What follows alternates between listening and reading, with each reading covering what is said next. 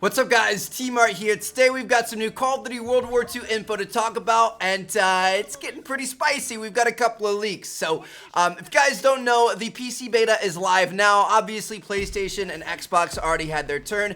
Now the PC beta is live. It runs through October 2nd, and it's an open beta. You don't have to pre-order, you don't have to have any sort of code or anything like that. You just go into Steam, download the beta, you can play straight away, which is kind of nice. Everybody has access to it, and let me know if you guys would like to see some PC World War II gameplay here on the channel. But you know, it's not really that much different from what we played on the consoles a couple of weeks back. It's you know, it does have a few tweaks to the different maps and some line of sight changes and stuff like that. There's also a little bit of weapon balancing, but overall nothing too crazy and nothing new for us to check out. Now, as I said, there was something leaked from this PC beta, so obviously when it's on the PC, people can kind of dive into the game files and get areas where they shouldn't and stuff like that. And there's a Redditor called Trevor Mine who actually got to this kind of like bugged menu that revealed some information for us. So first up, he found a screen that listed all the maps that were in this build of the game. Now, it's worth noting here that this is the beta version of the game. It's not the full version by any means. This is a version that they've had in the works for months at this point, I'm sure. So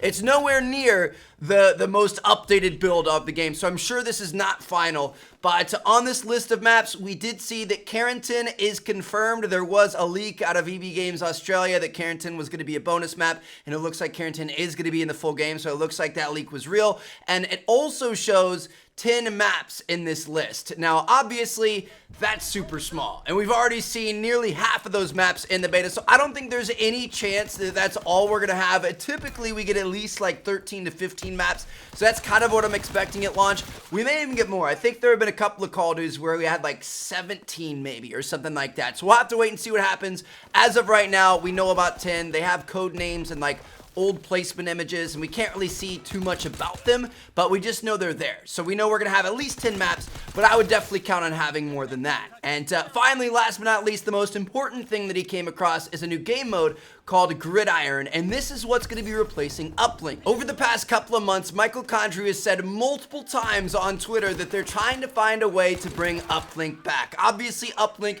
is a newer mode for Call of Duty. It was introduced in the advanced movement era of the game, and you know, it's going to be interesting to see how this plays out. So, I mean, you guys can see on screen right here, we've got a couple of screenshots. It looks just like the normal Uplink. Instead of having a satellite drone, we've now got what looks to be like a vintage soccer ball. You can still throw it, you can still pass it, you can see those, you know, kind of like little buttons on screen, and you guys can see the goals that you want to get it in, but now instead of being up in the air, they're going to be down on the ground, which is kind of interesting. I mean, obviously they can't be up in the air. We'd have no way of getting up there without advanced movement. So this could be kind of cool. It looks like, you know, it looks like it's just going to be normal Uplink, except the goals are going to be down on the ground. So it could be really fun. We'll have to wait and see what happens. Obviously, it's going to be a lot slower than normal Uplink. There's not going to be as much movement, and honestly, I doubt it's going to be as high of scoring. It's going to be easier to stop teams from advancing because they can't fly up over walls and take these weird angles and throw it over buildings and stuff like that. So we'll have to wait and see what happens. Could be really interesting. Obviously, something like this is not historically accurate. You know, the soldiers weren't out there throwing soccer balls around at each other, but Uplink's become a pretty important game mode in Call of Duty, particularly on the competitive side, so I'm glad they're finding a way to bring it back, and hopefully it's pretty fun. We'll have to wait and see what happens. Now, speaking of competitive, the last thing that they were able to confirm is this right here. You guys can see Game Battles is actually an option in this menu, which suggests that Game Battles is going to be available from launch in Call of Duty World War II, which is really exciting. Game Battles integration, be able to find matches quickly, get invites out quickly, speed up that process.